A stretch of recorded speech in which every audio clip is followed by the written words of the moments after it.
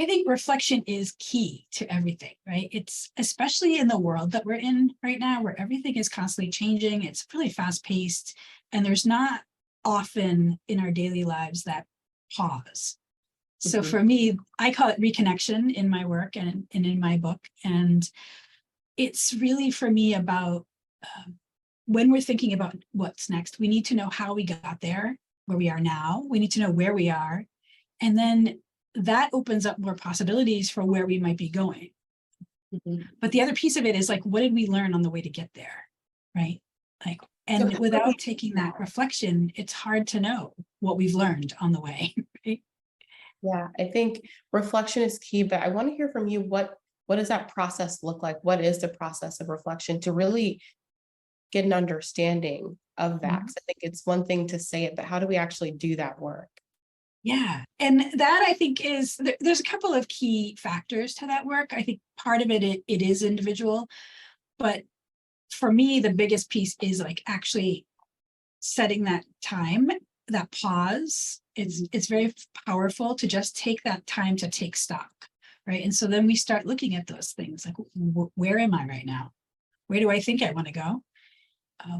What are my values? What's important to me? What is that why? Right? And just really taking time to do that reflection, whether it's a journal, whether it's working with a coach, whether it's just scheduling time once a week or once a day to kind of just step back and do that work. So there's ways to do it informally and there's ways to do it formally. But I think what is powerful about it is that it is the foundation that makes all of what we want to do next more sustainable. Mhm. Yeah, I like that you really reiterated the pause because so often, especially for the listeners of this podcast, we are women on the go. We're doing a million different things. And so Yes. we're really good at executing, but it's in that moment, that peace, that pause, that period of reflection where we're actually able to stop and do some real thinking. In other instances, I think a lot of times we're really just responding to the world around us, responding to the things that we have to do. But in taking that time, we're actually able to align and go within. And I know that a part of your work also is actually helping people tap into revitalization, getting right into the pause and self care before diving into, all right, what are their goals and pushing outward. So, why do you feel that it's so critical, this step in particular? And what Mhm. is the role of self care in general well being?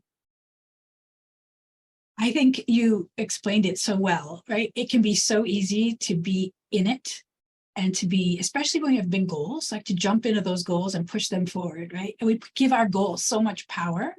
So it's really twofold. I think that self-care and well-being piece, change taps our resources, right? Moving towards big goals taps our resources. So we need that revitalization just to fill the tank and to be able to keep moving forward in a way that is sustainable for us and is really effective for us, right? I mean, we can't be effective when we're depleted.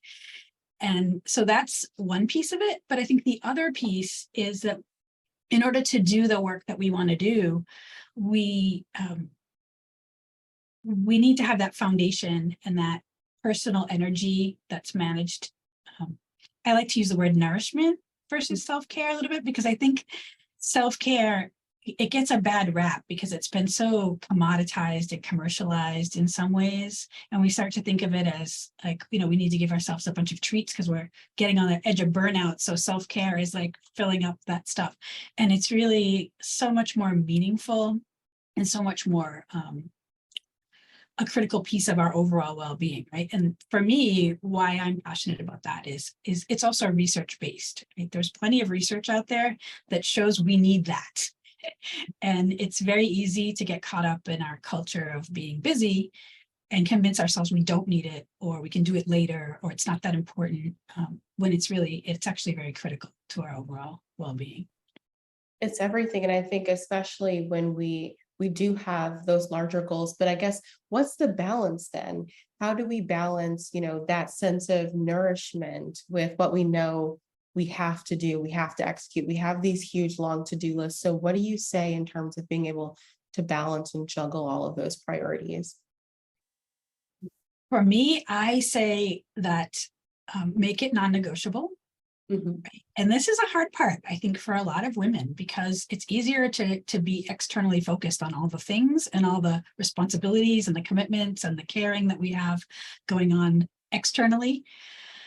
So it's really carving out that time. And I hear from a lot of women in my coaching practice, and even friends and family and colleagues, is that, I don't have time for self-care. And I really push back on that, because it can be 2 minutes. Right? I mean, taking even 2 minutes out of your day to just be, what do I need right now? And giving yourself that. So there's that kind of like, kind of in the moment kind of self-care that we can continually be doing. But there's also, creating some foundational practices. And I really advocate keeping it simple.